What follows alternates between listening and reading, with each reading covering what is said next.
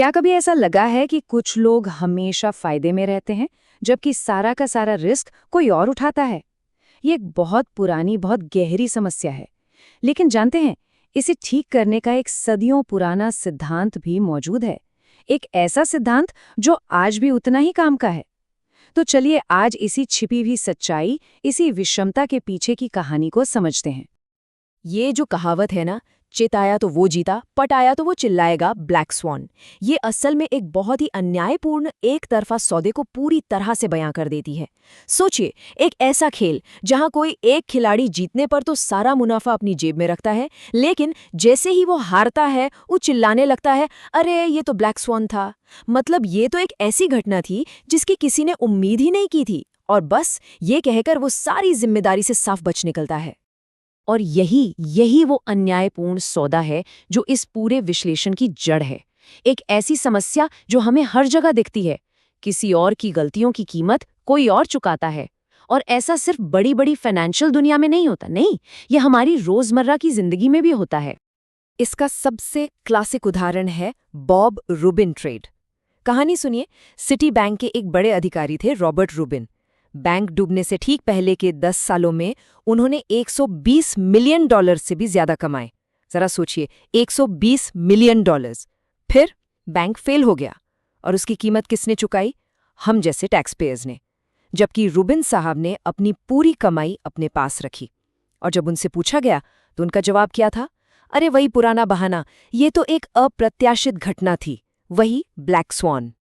तो सवाल ये उठता है कि आखिर ये बॉब रूबिन ट्रेड जैसी चीजें मुमकिन होती कैसे हैं? कोई तो सिस्टम होगा जो इन्हें होने देता है। जी हाँ है, और इसका जवाब छिपा है ब्यूरोक्रेसी में, नौकरशाही में। ये एक ऐसा शानदार ढांचा बनाया गया है जहां फैसले लेने वाले को उसके फैसलों के बुरे नतीजों से बड़े आराम से अलग कर दिया जाता है। मतलब एक ऐसा सिस्टम जहां जवाबदेही है ही नहीं। तो ठीक है, समस्या तो समझ आ गई, लेकिन इसका हल क्या है? क्या कोई रास्ता है? इसका जवाब एक बहुत ही प्राचीन, एक बहुत ही पुराने विचार में छिपा है।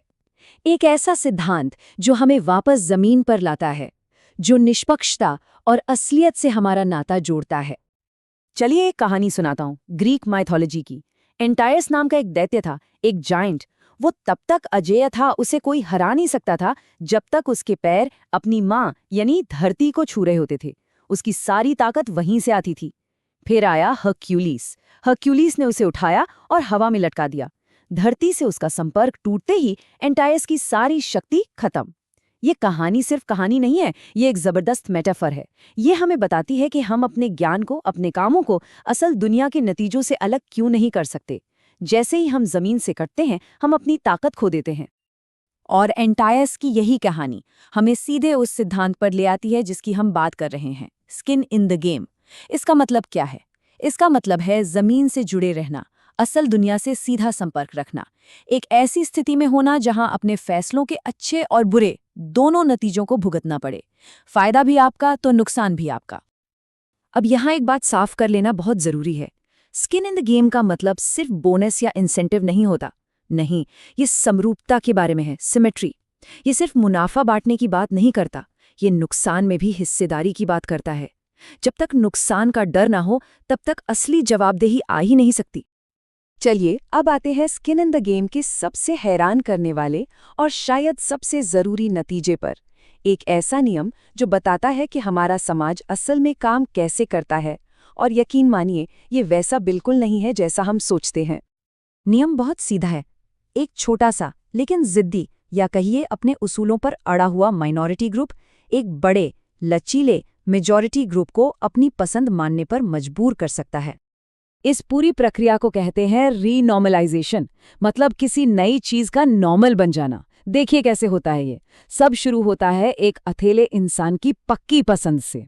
धीरे धीरे सुविधा के लिए पूरा परिवार उसे अपना लेता है।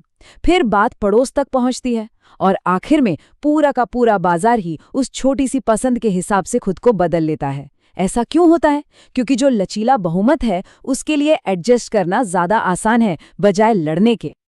और ये नियम है ना, ये हमारी रोजमर्रा की जिंदगी में हर जगह काम कर रहा है और हमें पता भी नहीं चलता। सोचिए, दुनिया में कोशेर या हलाल खाने वाले लोग कितने कम हैं, लेकिन ज्यादातर कोल्ड ड्रिंक्स कोशेर होती हैं। क्यों? क्योंकि जो कोशेर खाता है वो नॉन कोशेर नहीं पी सकता, लेकिन बाकी सब कोशेर पी सकते हैं। यही बात एलर्जी पर लागू होती है, यही बात गाड़ियों पर और मीटिंग की भाषा पर। सिस्टम हमेशा सबसे सख्त नियम वाले के हिसाब से ढल जाता है, ये एक तरफा होता है। तो स्किन इन द गेम सिर्फ एक थियरी नहीं है, ये एक टूल है, एक बकवास को पहचानने वाली किट, एक ऐसा चश्मा जिसे लगाकर दुनिया को देखें तो चीजें ज्यादा साफ नजर आने लगती हैं। तो चलिए देखते हैं कि इस किट का इस्तेमाल कैसे करना है। इस किट का पहला और सबसे जरूरी नियम, कभी भी ऐसे इंसान से सलाह मत लीजिए जिसका काम ही सलाह देना हो, जब तक कि गलत सलाह देने पर उसे कोई सजा न मिलती हो, कोई नुकसान ना होता हो।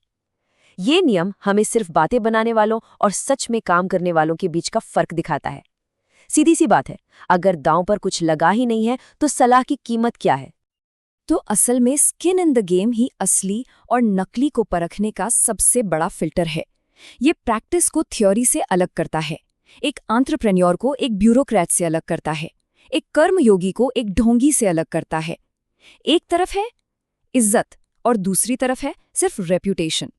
और आखिर में ये सारी बातें एक चीज पर आकर टिकती हैं, साहस, करेज, क्योंकि साहस ही वो एकमात्र गुण है जिसका दिखावा नहीं किया जा सकता।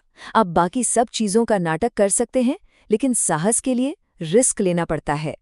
जब तक कुछ दांव पर ना लगा हो, सारी बातें, सारे गुण खोखले हैं। स्किन इन द गेम ही है जो शब्दों में जान डालता है, उन्हें एक्शन में बदलता है। अब हम इस किताब के सबसे गहरे, सबसे फिलॉसफिकल हिस्से पर आते हैं। सवाल ये है कि आखिर रैशनल या तर्कसंगत होने का असली मतलब क्या है? और ये सिर्फ किसी एक इंसान के फैसलों के बारे में नहीं है, ये पूरे सिस्टम के जिंदा रहने के बारे में है। सिस्टम सीखते कैसे हैं, चीजें बेहतर कैसे होती हैं? इसका एक बहुत शक्तिशाली आइडिया है वाया नेगेटिवा, मतलब सिस्टम चीजें जोड़कर नहीं सीखते बल्कि हटाकर सीखते हैं। सुधार हटाने से आता है। सोचिए, बुरे पायलट कहाँ हैं? अटलांटिक महासागर की तह में। बुरे ड्राइवर्स शहर के कब्रिस्तान में। एविएशन और ट्रांसपोर्टेशन इसीलिए सुरक्षित हुए हैं क्योंकि सिस्टम ने उन लोगों को फिल्टर करके हटा दिया जो जानलेवा गलतियां करते थे। सिस्टम ने गलतियों से नहीं, गलती करने वालों को हटाकर सीखा है। और यही इस पूरे तर्क का निचोड़ है। स्किन इन द गेम के बिना कोई विकास नहीं हो सकता, कोई एवोल्यूशन नहीं हो सकता। खत्म हो जाने का खतरा, विलुप्त होने का जोखिम ही वो असली इंजन है जो विकास की गाड़ी को आगे बढ़ाता है। जिस भी सिस्टम से आप इस जोखिम को हटा देंगे, वो सिस्टम ठहर जाएगा और आखिरकार खत्म हो जाएगा। तो ये सब हमें आखिरी और सबसे बड़े सवाल पर ले आता है। अगर किसी एक इंसान के फैसले हमेशा रैशनल नहीं होते, जैसा कि साइकोलॉजी की किताबें कहती हैं, तो फिर सच में तर्कसंगत है क्या? हम इससे नापेंगे कैसे? इसका जवाब किसी क्लासरूम में होने वाली बहस में नहीं है, नहीं ये किसी साइकोलॉजी की किताब में लिखा हुआ मिलेगा। ये उन थ्योरीज में तो बिल्कुल नहीं है जो असल दुनिया के जोखिमों से, जमीन की हकीकत से कोसों दूर हैं।